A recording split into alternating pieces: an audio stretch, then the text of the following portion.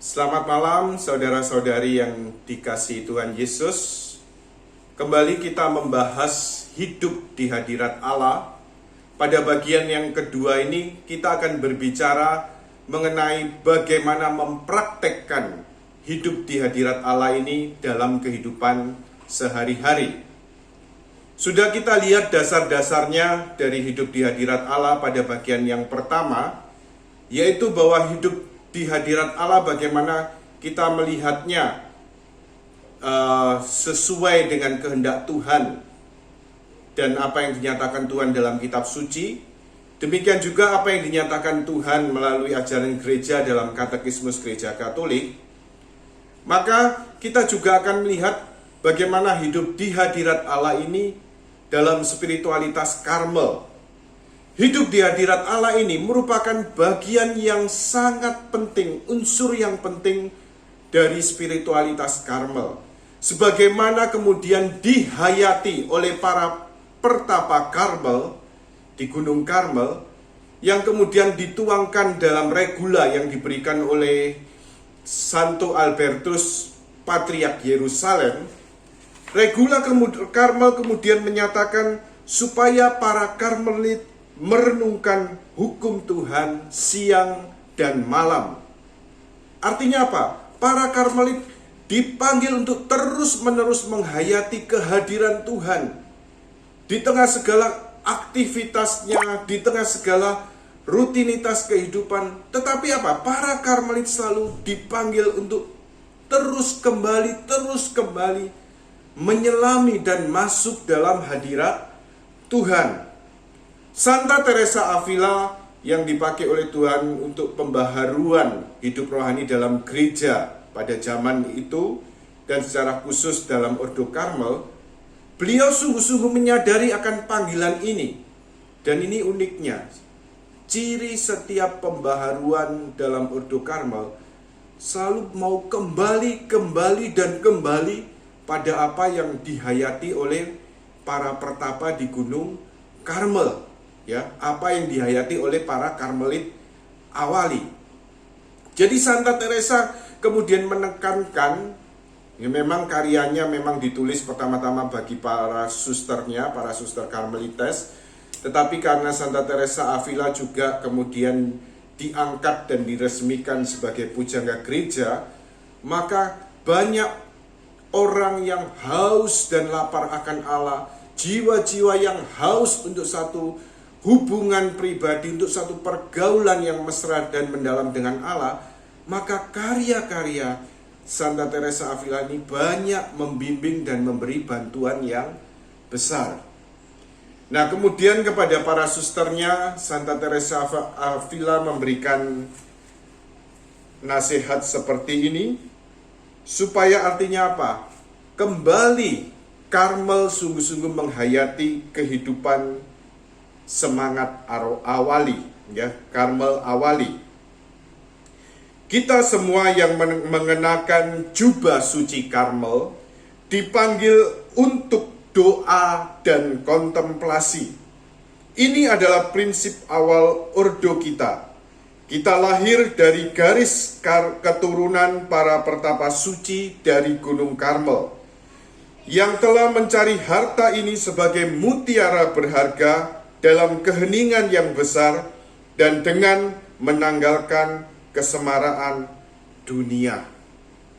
Di sini para Karmelit dipanggil untuk terus-menerus hidup dalam kesunyian dan keheningan, untuk terus-menerus tinggal di dalam hadirat Allah. Demikian juga bagi kita jiwa-jiwa yang merindukan Allah, merindukan satu pergaulan yang mesra dengan Allah secara dalam. Kita juga dipanggil untuk terus-menerus menyadari kehadiran Allah dalam lubuk jiwa kita yang terdalam.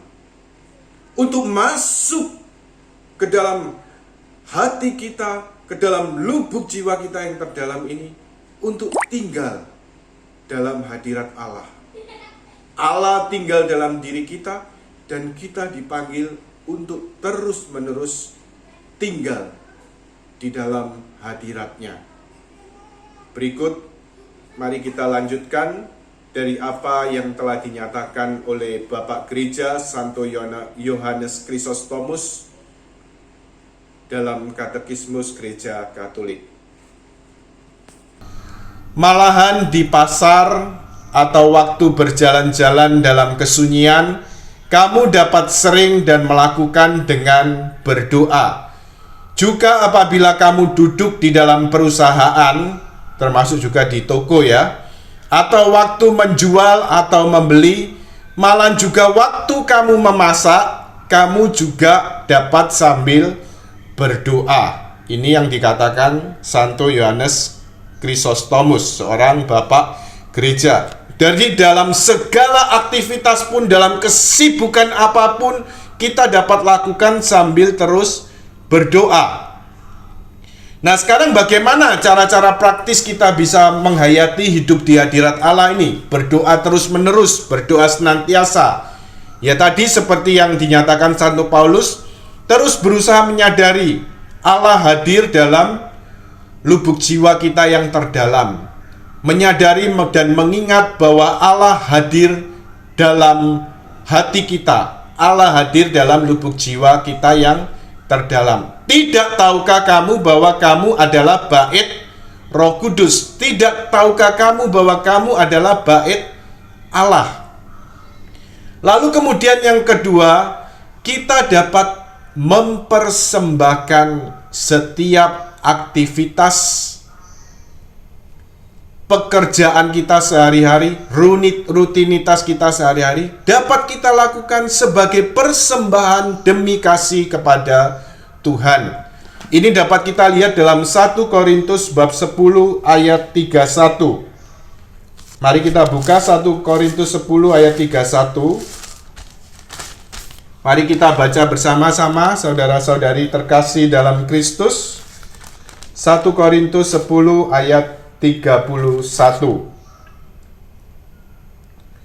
Aku menjawab, jika engkau makan, atau jika engkau minum, atau jika engkau melakukan sesuatu yang lain, lakukanlah semuanya itu untuk kemuliaan Allah. Jika engkau makan, atau jika engkau minum, atau jika engkau melakukan sesuatu yang lain, lakukan semuanya itu untuk kemuliaan Allah. Jadi intinya apa? Santo Paulus mengajarkan kita untuk memberikan nilai pada apapun aktivitas kita. Makan, minum, ini sebenarnya kan untuk kepentingan kita sendiri, supaya kita dapat hidup, kita dapat bertumbuh secara jasmani ya. Tetapi Santo Paulus bahkan pada hal yang sehari-hari kita lakukan ini, Santo Paulus mengajak kita berikan nilai untuk kemuliaan Tuhan. Juga melakukan segala yang lain, apapun itu, pekerjaan apapun, lah berikan nilai untuk kemuliaan Tuhan.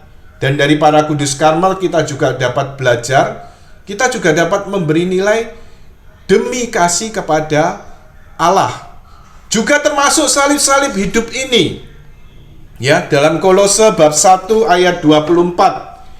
Jadi punya masalah, punya beban-beban hidup, dapat kita berikan nilai juga, kita kuduskan untuk kemuliaan Tuhan. 1 Kolose bab 1 ayat 24. Saya bacakan. Sekarang aku bersukacita bahwa aku boleh menderita karena kamu, dan menggenapkan dalam dagingku apa yang kurang pada penderitaan Kristus untuk tubuhnya, yaitu jemaat. Baik, dalam hal ini Santo Paulus menyatakan kepada kita, artinya apa? Segala penderitaan itu dapat disatukan dengan penderitaan Kristus. Aku boleh bersukacita, boleh menggenapkan dalam dagingku apa yang kurang dalam penderitaan Kristus untuk tubuhnya, yaitu jemaat, yaitu untuk kepentingan gereja. Nah, coba bayangkan kalau kita menderita, ya, kalau kita tanggung dengan kekuatan sendiri, aduh, rasanya pasti lebih berat ya. Ya, tadi ada sharing kemudian harus ngurusi semua, rasanya waduh mumet ini. Apalagi ngurusi toko yang benar-benar sistemnya amburadul tadi ya. Rasanya kok berat. Nah, tapi kalau itu dipikul sendiri rasanya berat. Tapi coba disatukan dengan kurban Kristus, disatukan dengan penderitaan Kristus. Ini salib. Tuhan, saya mau menanggungnya, mau memikulnya bersama engkau dan demi kasih kepadamu. Ini kalau kita pikul bersama Tuhan, berarti artinya apa?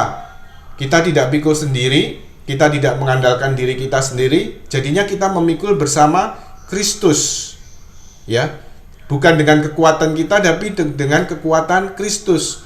Dan artinya apa? Itu juga berguna seperti dikatakan Santo Paulus tadi, untuk kepentingan gereja, kepentingan jemaat. Nah, bila dipersatukan dengan Kristus, dengan salib Kristus, maka itu akan berguna juga untuk keselamatan kita dan juga keselamatan jiwa-jiwa.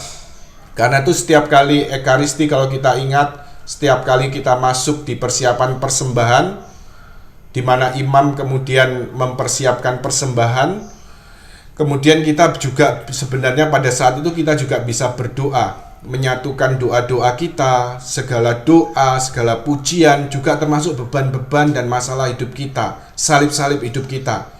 Dan kemudian oleh imam itu kemudian disatukan semuanya dalam kurban dan persembahan diri Kristus. Dan karena itu setelah persiapan persembahan kita jawab. Semoga imam berkata, semoga persembahan ini diterima oleh Allah. Ya, semoga persembahan ini diterima demi kemuliaan Tuhan. Umat menjawab ya, semoga persembahan ini diterima demi kemuliaan Tuhan dan keselamatan kita serta seluruh umat Allah yang kudus. Ya, jadi punya nilai. Setiap apa yang kita kerjakan, setiap juga termasuk salib-salib kehidupan dan penderitaan yang disatukan dengan kurban Kristus. Baik, kita jadi mengenai penderitaan dan kurban yang bisa disatukan dengan kurban Kristus, kita cukup di sini. Tetapi saya ingin mempersembahkan setiap aktivitas, setiap pekerjaan sebagai persembahan demi cinta kasih kepada Kristus. Di sini ada satu teladan di antara orang kudus Karmel, yaitu Bruder Laurentius dari Kebangkitan. Ya, latar belakangnya sedikit saya ceritakan. Jadi rupanya ada satu orang kudus Karmel yang bernama Bruder Laurentius Kebangkitan dari Kebangkitan ini ya. Rupanya latar belakangnya dia artinya apa? Sebagai seorang pemuda, ya banyak, ya dalam tanda kutip ya canggung, tidak terlalu pintar, ya maaf ya, BODO begitu ya. Jadi dia coba kerja di restoran, membantu pamannya, tetapi malah banyak memecahkan barang. Lalu satu kesempatan dia harus ikut wajib militer, tetapi kemudian ya sayangnya kemudian ya kakinya tertembak ya.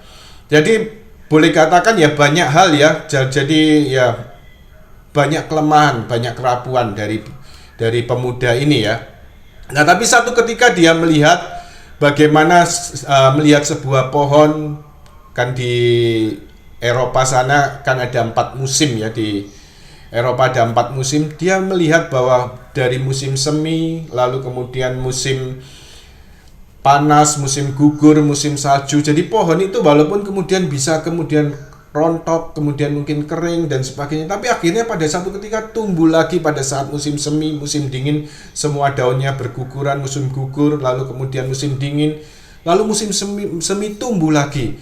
Lalu dalam hatinya mulai seperti tergerak, siapakah yang menumbuhkan semua ini? Dia mulai menyadari bahwa Tuhan yang menyelenggarakan, Tuhan yang memelihara. Di situ dia kemudian merasa terpanggil untuk masuk biara. Dia masuk di satu biara Karmel OCD di Perancis sana, dan di situ dia menghayati, karena latar belakangnya mungkin ya orang sederhana, tidak terlalu pandai, ya dia diberi tugas-tugas sederhana, masak ya, tapi kemudian juga ya kadang-kadang perbaiki sepatu, kadang-kadang juga harus belanja keluar begitu ya, keluar biara untuk belanja. Tetapi satu hal, walaupun dia sangat sederhana, rupanya dia mempunyai satu intuisi batin dan cinta yang bernyala-nyala kepada Yesus.